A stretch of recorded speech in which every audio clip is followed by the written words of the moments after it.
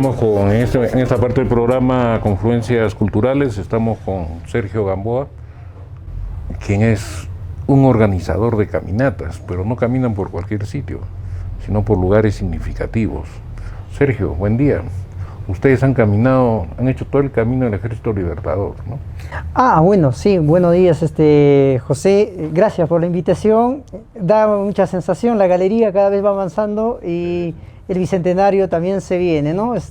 A pesar del contexto de la pandemia, difícil y bueno. Bueno, sí, vamos a hablar hoy un poco sobre cómo fue estos trayectos que vengo haciendo, claro, ¿no? Y cómo van a ser, ¿no? Porque una de las cosas que necesita la población es salir, pues. Exacto. Salir y caminar y por estos hermosos paisajes ayacuchanos, ¿no? Exacto. ¿No? Bueno, ¿y cómo fue eso de la caminata por la ruta del Ejército Libertador? Bueno, gracias. Bueno, sí, partimos un 7 de noviembre, justo antes de que Vizcarra declare cuarentena. No, mucho más antes. Tiene que ver con el tema de declare el Ayacucho, lance el plan bicentenario. Sí. Justo días antes estábamos haciendo el recorrido desde las alturas de Ocros hasta las Pampas de Ayacucho. Un viaje de 3 días, después 2 noches y bueno, partimos con bolsa de dormir, un equipaje liviano y bueno, lamentablemente llevamos poca comida, pero en el camino la gente nos atendió muy bien, nos recibió, hicimos este encuentro y conversa de la historia, pero también este aprendizaje para nosotros de tener que acercarnos a las comunidades y tener que trabajar con ellos, porque son ellos la razón de nuestra historia aquí en Ayacucho. Claro, lógico. Dime, ¿cómo se organiza este grupo? ¿Cualquiera puede entrar? Porque me dicen que se van a organizar otras, ¿no? De la expedición, una caminata por la ruta que siguió Álvarez de Arenales para llegar a Ayacucho. Una expedición de 17 días que nosotros calculamos. La de Álvarez de Arenales lo hizo en 10 días. Pero nosotros no solamente vamos a cubrir la ruta, sino que vamos a interactuar con la gente, vamos a repartir libros también, en los puntos que se pueda, vamos a recitar alguna poesía, a participar con las personas, que ellos también pues reciten. Y vamos a hacer una actividad cultural que nace de aquí de Ayacucho, pero que tiene que contar con el apoyo de 3 instituciones, ¿no? El Ministerio de Cultura de Ayacucho, el Ministerio de Cultura Desconcentrada de Huancavelica y de Ica, ¿no? Esperemos que este proyecto pueda tomar un auge como la que queremos, porque es una idea de rememorar nuestra historia en estos 200 años. Año pasado no se pudo, yo mismo tenía este proyecto de hacer esta expedición, pero no se podía porque debido a la inamovilidad, debido a que las instituciones no respondían a las solicitudes y bueno, habían otros problemas que se sumaban dentro de todo un plan, así que teníamos que postergarlo para este año. Y sería interesante, ¿no? Porque, ¿qué te digo? Que salgan a mediados de octubre de este año, llegarían acá más o menos el 7 de noviembre, justo para conmemorar un aniversario más de la proclamación de la independencia de Huamanga, ¿no? Te anticipas un poco, de verdad que sí es bueno, porque justamente tiene que ver con el tema, lo pensamos hacer un poquito más antes, ¿no? Porque acá en Ayacucho se va a realizar una serie de eventos culturales desde la Asociación de Escritores de Ayacucho y desde la Asociación de Historiadores de Ayacucho, y pensamos participar en estos eventos y terminar con esas actividades y darnos una especie de vacaciones para los que se van a quedar acá, pero para nosotros va a ser un gran trabajo, ¿no? El tener que estar a 4.000, 5.000 metros de altitud, hacer lo que a uno le gusta, estar respirando aire fresco. Claro. Y sobre todo, ¿no? Tener que imaginando contextos, épocas y momentos y buscando cosas que pasaron en esa vez. Y también exacto, la idea es esa, ¿no? La idea es construir este itinerario por donde pasa el ejército. Hay una referencia muy bonita de Álvarez de Arenales, por ejemplo, ¿no? Álvarez de Arenales no llega a Huancavelica. Yeah. A pesar que en el documento que San Martín le escribe a Álvarez de Arenales, le pide pasar por Huancavelica y hacer ese tránsito para Jauja. Pero Álvarez de Arenales en el trayecto cambia de ruta, pasa por Castrovirreina y bueno, viene hacia Ayacucho, en ese momento llamado Huamanga. Y la idea es que Álvarez de Arenales aprovecha un punto de esa cláusula que le da San Martín y le dice, ¿no? ¿Ve usted conveniente si usted decide no acatar en todo caso las órdenes que te doy, ¿no?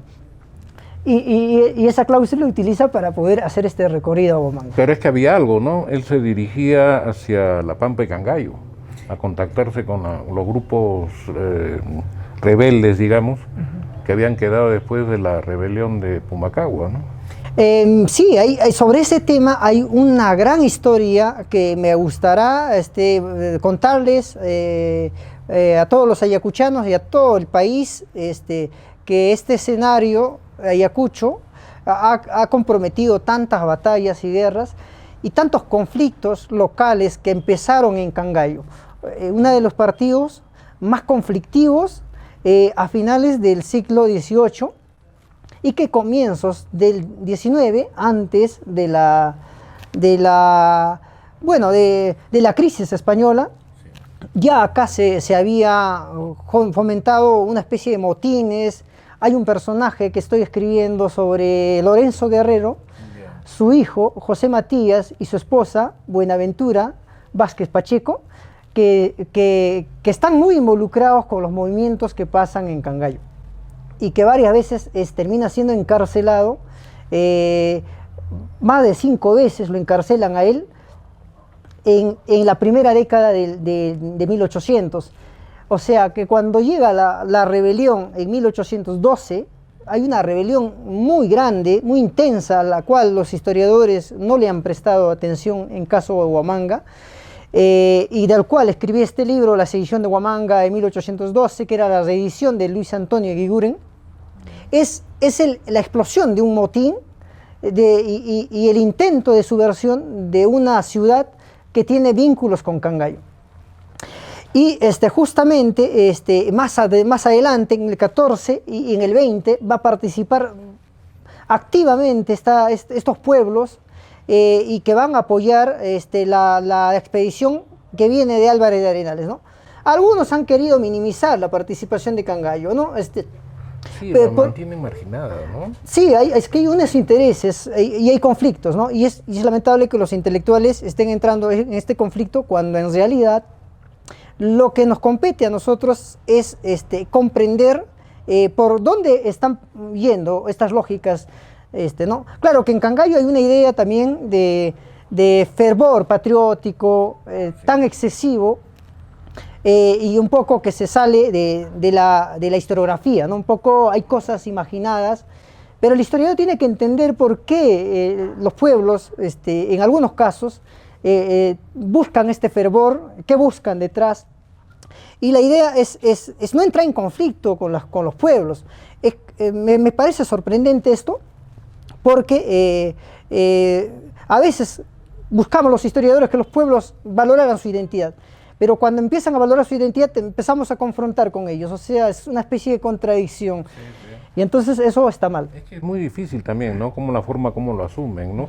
Porque, bueno, una cosa son los morochucos que sí se sienten, que te digo, muy representados con este proceso de independencia, otra cosa son los iquichanos, y otra cosa muy diferente son los chuchinos, que ven el proceso de independencia de manera distinta, ¿no? Definitivamente hay una especie de pueblos pensando la guerra, pero padeciéndola también, y exacto, ¿no? Entonces, los conflictos no han sido tan bonitos.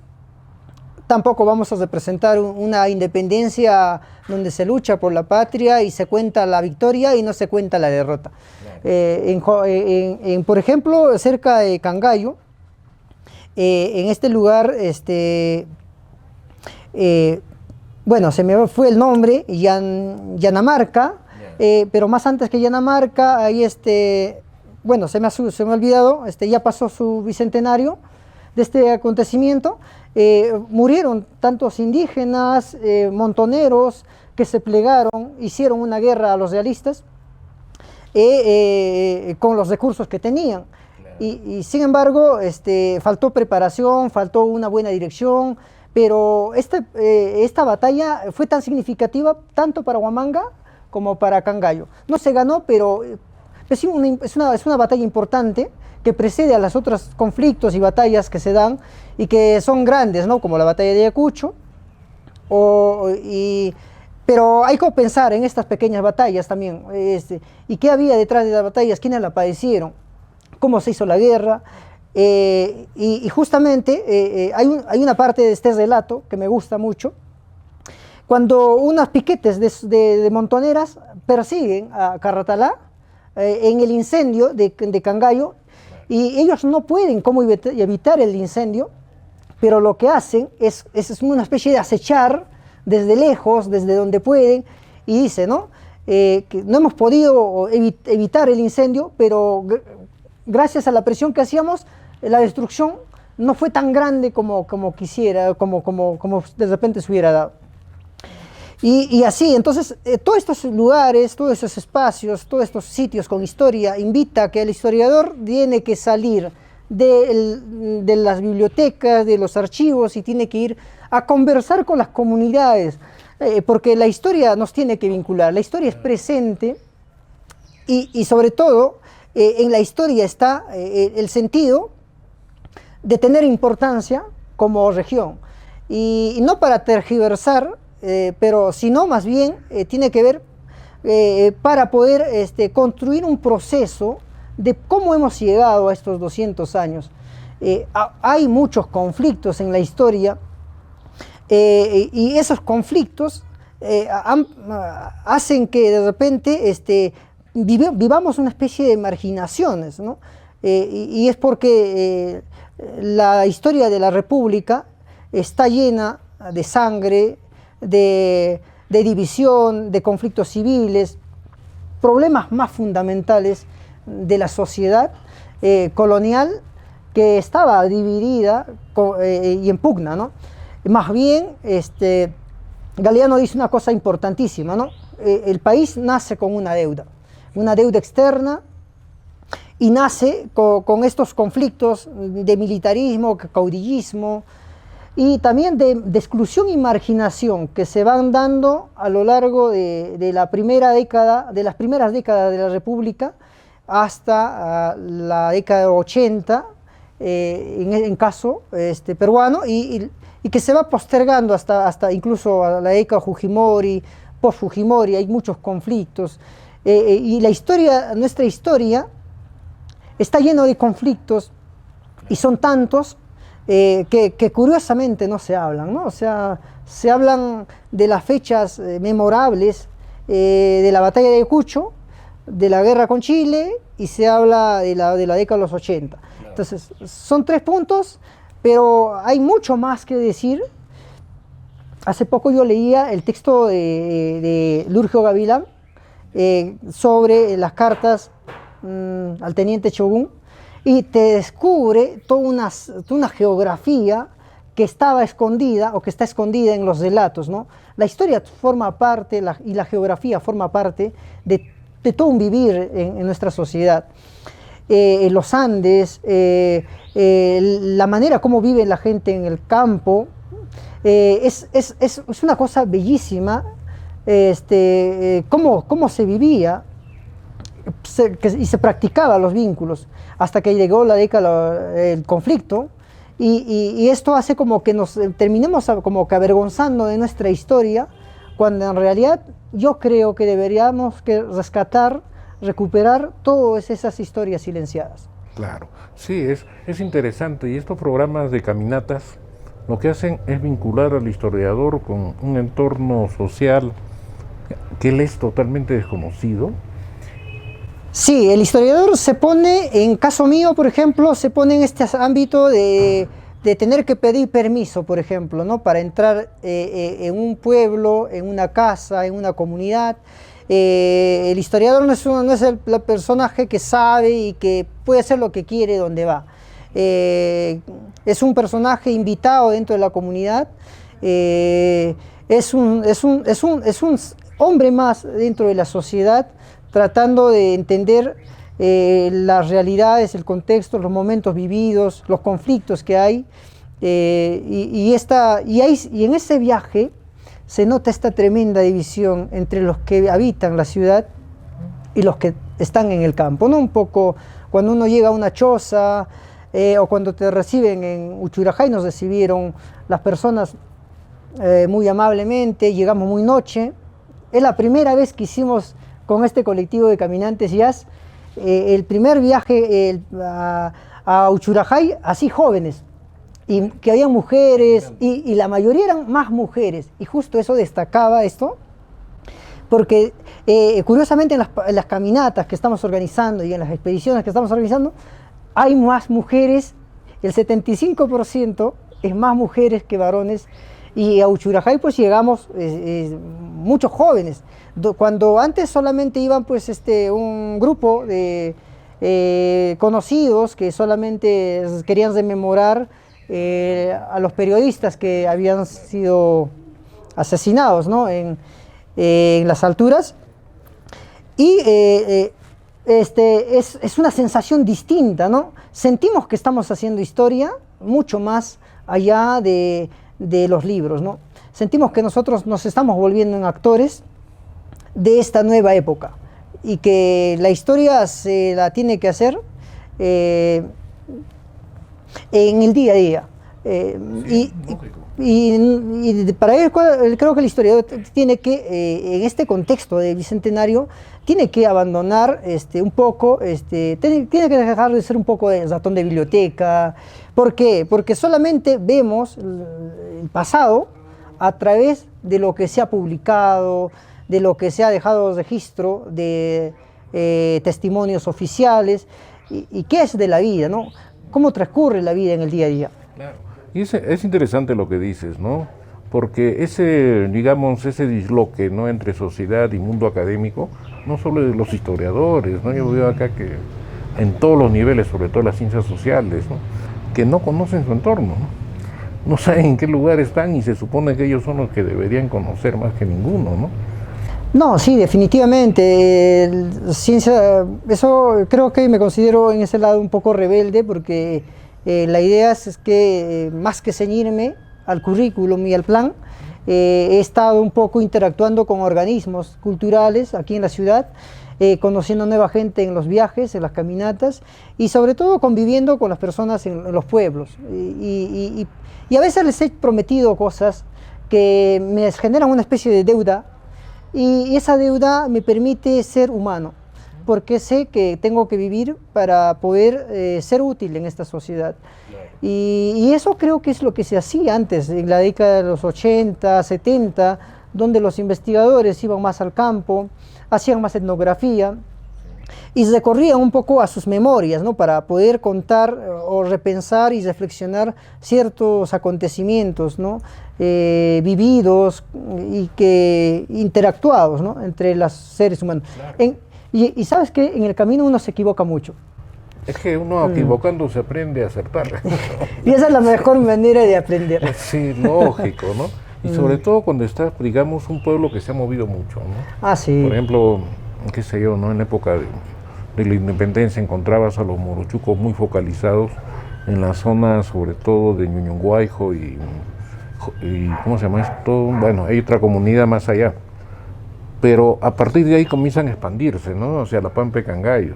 Actualmente casi todos los pueblos de la Pampa de Cangallo son morochucos. Ah, sí, yo vivo en Sachabamba, que es un pueblo que pertenece a Chiara, claro, que está casi colindante a Cangallo, pero los habitantes transcurren en el día a día de un pueblo a otro, de un distrito a otro, y las fronteras solo son administrativas, pero en lo cotidiano uno transcurre todo esto y tiene parientes, y en Sachabamba también hay gente con ojos verdes, a unos cuantos, y incluso pasan al otro lado, que es el río Pampas, por Jajamarca, Chumbes y Matará, Geselambras, encuentran apellidos que están al otro lado del, ¿no? Y definitivamente la mayoría de los apellidos que están allá son españoles, ¿no? Claro. Y eso es una especie de... uno siente alegría, ¿no? De poder viajar pueblo a pueblo y de pronto vas conociendo parientes, claro, amigos que se van conociendo en el trayecto. Y quiero hacerte un alcance un poco en este tema. La historia de los morochucos, digamos la guerra en la independencia, no solamente se ciñe en esta área, sino se extiende hacia casi fronteras de Río Pampas, y en un momento incluso se convierte en una amenaza para Andahuaylas. Sí, lógico. Entonces hay una pugna dentro y se convierte el Río Pampas en una especie de frontera de estos conflictos. Entonces creo que es un poco abusar de ciertas ideas, decir que en el norte eran realistas y en el sur eran patriotas. No, eso es ¿qué te digo? Son generalizaciones que hacen daño, ¿no? Porque yo estoy seguro, por ejemplo, que los quispillactinos que habían recibido del Inca la consigna de mantener el orden, eran realistas. Sí, definitivamente. Y más allá, en las zonas que son de Andahuaylas, también apoyaban a los realistas. Pero en zonas donde estaba Anco, por ejemplo, estaba a favor de la revolución. Lamar lleva, por ejemplo, un nombre de un general que participa en la independencia, precisamente porque justamente hay partidarios de la independencia que apoyan mucho desde allá. Y la familia, que te digo, Lorenzo Guerrero Incaoclio, así se llama este personaje desconocido en la historia, sí, y este revolucionario, que estoy a punto de llegar a una hipótesis un poco atrevida, pero ojalá hacerla más adelante. Este personaje proviene desde la zona de Andahuaylas y tiene tierras en Anco, por ejemplo, ¿no? Pero más acá al norte, claro que participan las de altura de Huanta, apoyan a los realistas, y esto es sumamente variado. Pero es que también eran mismas quechuas, igual que los de Quispillacta, ¿no? Lógico, ya desde antes de los procesos de independencia tenían conflictos con las poblaciones vecinas, ¿no? Exacto, y todo esto también se replica en los 80, ¿no? Estas divisiones entre comunidades. Sí. Y una especie que sigue, ¿no? Bueno, ya nos votan, Sergio, tenemos que acabar acá. Te agradezco, siempre es un placer, ¿no? Yo quería mandar un saludo especial a todos los ayacuchanos en este momento difícil, francamente. Estamos optando por viajar, por salir, como una opción para descongestionar nuestra ciudad. Y el próximo viaje lo haremos a las alturas de Tocto hasta Ocros, y iré a lugares donde crecí, viví, escribí mis primeros poemas, y es un encuentro con la tierra. Qué bien. Sí, o sea, es necesario, ¿no? Porque estamos encerrados, pues. Sí. Y si no estamos encerrados en un entorno más grande, que es la ciudad, tan caótica, tan llena de gente y de carros, ¿no? Que afecta nuestra salud mental. Por eso es una idea muy interesante hacer ese tipo de excursiones, ¿no? Salir, desestresarnos y además conocer lo que somos, porque fundamentalmente es eso, conocemos lo que somos. Sí, definitivamente, hay mucho que conocer en Ayacucho, y así que pasada la pandemia, ojalá que Ayacucho se convierta en un escenario de mucho valor por su historia. Por supuesto. Bueno, yo te agradezco. Gracias.